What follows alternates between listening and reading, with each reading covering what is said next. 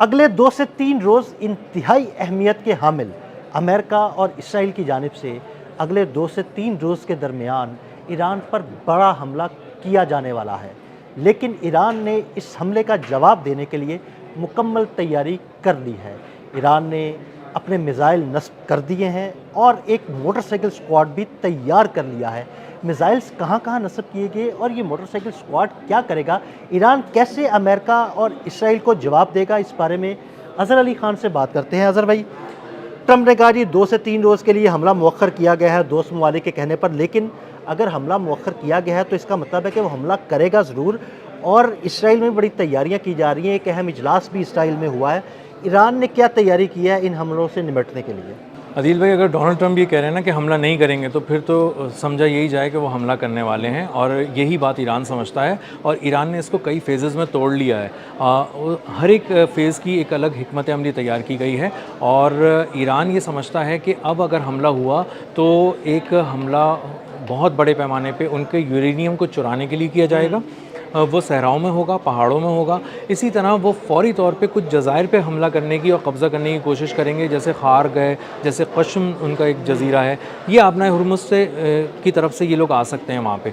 और इसी तरह फ़िज़ाई तौर पे भी ये लोग क्या कर रहे हैं कि रीफ्यूलिंग टैंकर्स लेकर आ रहा है अमेरिका। तो रीफ्यूलिंग टैंकर्स का मतलब ये है कि ये B-2 तैयारे भी ला सकता है अपने वहाँ से, उससे भारी जो पेलोड है वो गिरा सकता है बहुत ही बड़े पैमाने पर तबाही फैलाने के लिए। इसी तरह F-15 fighter jet, F-35 jets, ये जो जदीद तरीन तैयारे, इनको रीफ्यूलिंग के टैंकर्स जब मिल जाएंगे तो ये फ़िज़ा में रीफ्यूल करा के जाएंगे और अंदर तक तबाही मचाने की कोशिश करेंगे। अब इसको तोड़ा किस तरह से ईरान ने?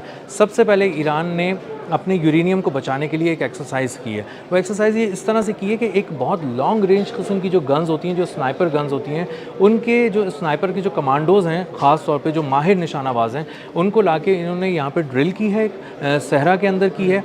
अब वो सहरा की खाक ओढ़ के लेटे हुए हैं और नज़र ही नहीं आ रहे हैं। कैमोफ्लेज जिसे कहते हैं। बिल्कुल कैमोफ्लेज है, और उसको उन्होंने वीडियोस में भी दिखाया। हम इसमें तस्वीरें हम दिखा रहे हैं अपने इस व्लॉग के अंदर। अब ये लेटे हुए हैं, खाक ओढ़ के लेटे हुए हैं सहरा की, और उसके बाद निशाना दाग रहे हैं जो 100% निशाने पे लग रहा है। जितने माहिर निशानाबाज हैं उनके जितने भी निशाने उन्होंने लगाए हैं 100% निशाने यानी लगे। इससे मैं ये इज्यूम कर रहा हूँ कि अगर वो उस इलाके में अमरीकी मैरीन्स उतरने की कोशिश करें तो उनको उसी वक्त उनकी लाशें जो है ना वो बिछा दी जाए, ताबूत जो है ना भर दिए जाए। बिल्कुल ऐसा ही है कि एक ये उतारेंगे एक बहुत बड़े C-130 तैयारे से अपने फौजी। वैसे तो कोशिश पहले भी की थी, 2 C-130 लेके आए थे, उन्होंने अपने फौजी उतारने की कोशिश की थी, लेकिन वो 2 C-130 उन्हें वहीं पर तबाह करने पड़ गए थे। तो ये कोशिश करेंगे कि C-130 से अपने फौजियों को नीचे, अपने सील्स को जो कमांडोज हैं उनको गिराएं। इन्होंने क्या सोचा? इन्होंने सोचा है कि हवा में उनको मार दें और उनकी लाश आके नीचे गिरे, वो जिंदा कदम ना रख सके हमारी ज़मीन पे। इसके लिए स्नाइपर्स तैयार हैं। इसके साथ साथ H-60 उनका एक हेलीकॉप्टर है जो बहुत तेज़ी से आता है, फौजियों को लेकर आता है। उसको FPV ड्रोन से तबाह करने की उन्होंने कोशिश की है, और उसको जब उन्होंने उसकी मशक की है तो उसमें भी जो नताइज हैं वो 100% हैं। इसके लिए उन्होंने H-60 की तस्वीर लगाई है और बताया है, उसको मूव करने की कोशिश की है, और उसके बाद मूविंग ऑब्जेक्ट के ऊपर ला के अपना FPV ड्रोन टकराया है। ये 8 किलो का ड्रोन है जिसमें 7 किलो बारूदी मवाद है। तो ये बहुत सस्ता पड़ता है, तकरीबन $300 का एक पड़ता है। $300 आजकल के ज़माने में क्या है कि $300 से आप मिलियंस ऑफ डॉलर्स का हेलीकॉप्टर जो है ना उड़ा देंगे, और उसमें फ़ौजी भी बैठे होंगे, और हर फ़ौजी तकरीबन 20-20, 30-30 मिलियन डॉलर की ट्रेनिंग कर चुका है। तो आप मिलियंस ऑफ डॉलर्स को $300 से उड़ाने जा रहे हैं। इसी के साथ साथ वो ये कह रहे हैं कि जब उनके तैयारे करीब आ रहे होंगे तो बहुत ही तेज़ी से मूविंग ऑब्जेक्ट ज़मीन से जाना चाहिए। अब ज़मीन से कैसे लेकर जाएँ किसी मूविंग ऑब्जेक्ट को? तो उनके पास इसके पास बाइकर्स का एक स्क्वाड तैयार किया गया। अच्छा, ये वैसे ये स्ट्रेटजी मैं पहली दफ़ा सुन रहा हूँ। जी, ये बाइकर्स का स्क्वाड है, और ये 2 लोग हैं जो बाइक पे बैठे होंगे, और ये बाइक भी इस तरह की है कि ये रेतीली ज़मीन पे चल जाए, या फिर वो किसी तरह से, जिसको हम एक ज़माने में ट्रेल कहते थे, ट्रेल मोटरसाइकिल आती थी, बिल्कुल वो अभी आती है, लेकिन वो बड़ी यहाँ पे यूज़ होती थी। जी, तो उसको इस्तेमाल कर रहे हैं ये लोग, और ज़रा पावरफुल किस्म की ट्रेल मोटरसाइकिल को यूज़ कर रहे हैं। उसमें 2 लोग बैठते हैं, पीछे वाले के पास रॉकेट लॉन्चर होता है। अच्छा जी, और ये बहुत तेज़ी। ये मैंने सुना था पिछले दिनों उन्होंने कोई रॉकेट लॉन्चर जो है ना वो किसी दोस्त मुल्क से लिए थे, और वो कंधे पर रखकर जो है ना बड़ी स्पीड के साथ चलाए जा सकते हैं। जी, ये करते हैं कि ये बहुत ही तेज़ी से आते हैं। जो बाइक चलाने वाला है वो बाइक चलाने का इंतहाई माहिर है, वो एक माहिर राइडर है, वो तेज़ी से लाएगा, करीब लाके जैसे ही रोकेगा तो ये पीछे वाला जो है वो खड़ा हो चुका होगा बाइक पर, और ये वहाँ से चलती वो रुकने से कुछ लम्हे पहले वो निशाना बांध के उसको फायर कर देगा। तो ये एक मूविंग ऑब्जेक्ट भी हो गया, तेज़ ऑब्जेक्ट भी हो गया, आपको किसी तरह का टैंक वगैरह की भी ज़रूरत नहीं पड़ी, सस्ता भी बहुत है, और इससे आप अपने आखिरी वक्त में अपने निशाने को तब्दील भी कर सकते हैं। और इसकी जब उन्होंने मश्क की अदील भाई, तो वो हैरान रह गए कि पीछे जो बैठा हुआ था रॉकेट लॉन्चर जो चलाने वाला था, उसने जब चलती बाइक से निशाना लगाया है तो वो किस कदर प्रिसाइजली जाके लगाए। उन्होंने इस तरह मौत का एक पूरा जाल वहाँ पे बिछा दिया है। अब अगर आप ये ज़मीन को हम डिस्कस कर लिया है, फ़िज़ाओं के हवाले से उनकी 2-3 स्ट्रैटेजीज़ हैं। उसमें एक तो उन्होंने कौसर तैयारे तैयार किए हैं जो 4th जनरेशन तैयार हैं। हमने वो पिछले एक दिनों व्लॉग भी किया था हमने। व्लॉग भी किया था, और ये भी सुना था कि कितनी उसने एक्यूरेसी के साथ उनका जो है ना फ़िज़ाई दिफाई निज़ाम तबाह जी, किया था। कुवैत के अंदर घुसा था और वो एक ड्रोन से ज़्यादा तबाही फैला कर आया था और ज़िंदा वापस आ गया था। ये वन वे मिशन था, लेकिन वो वापस भी आ गया था। इसी के साथ साथ उन्होंने मुख्तलिफ़ ड्रोन्स के हवाले से तैयारी की हुई है, मुख्तलिफ़ ऐसे इंटरसेप्टर्स लगाए हुए हैं कि आपके जब तैयारे आएंगे तो वो उसकी तरफ मिज़ाइल फायर करेंगे। तो एक पूरा निज़ाम है। अच्छा, जैमिंग को मत भूलिएगा अदील भाई, जैमिंग बहुत इंपॉर्टेंट है। तैयारों को जैम करने के लिए, उनका सेटेलाइट से कनेक्शन तोड़ने के लिए एक पूरा जो जदीद तरीन वॉरफेयर का निज़ाम है वो एक्टिवेट हुआ हुआ है, आबनाए हुर्मुज़ से लेके ईरान की सारी फ़िज़ाओं तक।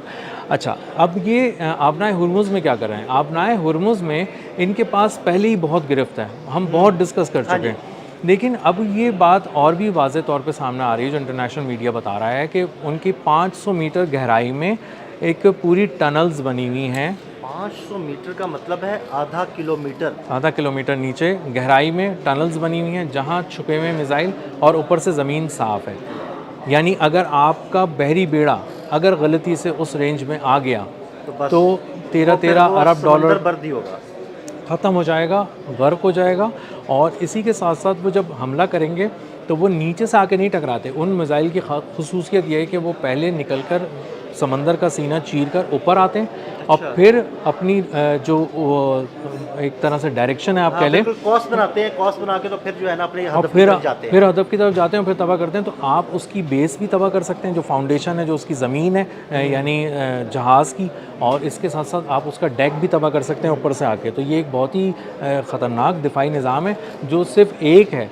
इसके साथ साथ वहाँ पे उनकी स्पीड बोट्स मौजूद हैं जो 260 किलोमीटर फ़ी घंटा की रफ्तार से दौड़ती हैं। स्पीड है 260 किलोमीटर फ़ी घंटा, और समंदर के अंदर, समंदर के बिल्कुल समंदर की आप सीने पे इस रफ्तार से दौड़ रहे हैं। और ये आती हैं चारों तरफ से 360 का एंगल बनाती हैं, और उसके बाद इसके कमांडोज इस पर बिठाए गए, आम फौजी हैं ही नहीं, तो वो जाके हमला करते हैं। इसके अलावा जो आपने बारूदी सुरंगें बिछाई हैं वो तो आपको पता ही है कि इतने बड़े इलाके में बिछाई हैं कि वो पेरिस की भी 14 पेरिस मिला लें आप, फ्रांस का जो कैपिटल है। जितना रकबा पेरिस का है उतने 14 पेरिस का रकबा हो तो फिर जो है ना वो उतने इलाके में है, वो इलाके में बिछाई गई हैं। उसको समेटने में भी 6 माह से ज़्यादा लग जाएंगे, ये भी इंटेलिजेंस की रिपोर्ट है।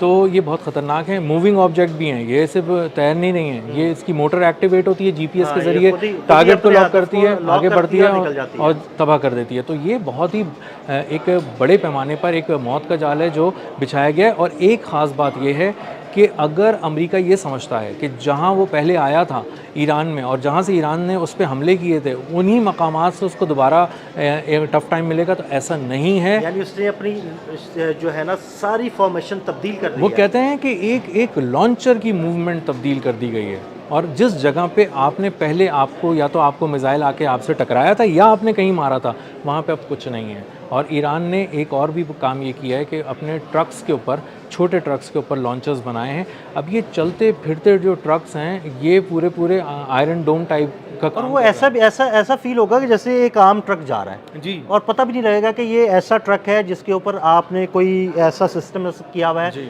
जो आपको डिटेक्ट कर सकता है, आपके मिसाइलों को रोक सकता है या वहाँ से मिसाइल फायर कर सकता है। ऐसा ही है। तो ये आम ट्रांसपोर्ट की तरह के ट्रक्स होते हैं, और ये जब गुजर रहे होते हैं तो अचानक इस पे से आप जाली उतारते हैं जो इसका छुपाने के लिए बिछाई गई है, और उसके बाद आप इसका लॉन्चर एक्टिवेट करते हैं और मिसाइल फायर कर देते हैं। तो ईरान ने चारों तरफ से घेरने का एक बहुत ही ज़बरदस्त मंसूबा बनाया है, और बहुत कम चांस ये है कि अमेरिका वहाँ पे ज़मीन पे उतरेगा तो कामयाब हो जाएगा, उसको बहुत बुरी मार पड़ने वाली है। यानी ईरान ने ज़मीन, फ़िज़ा और समंदर तीनों जगह पर अपनी तैयारियां मुकम्मल कर ली हैं। बहुत शुक्रिया अज़हर भाई।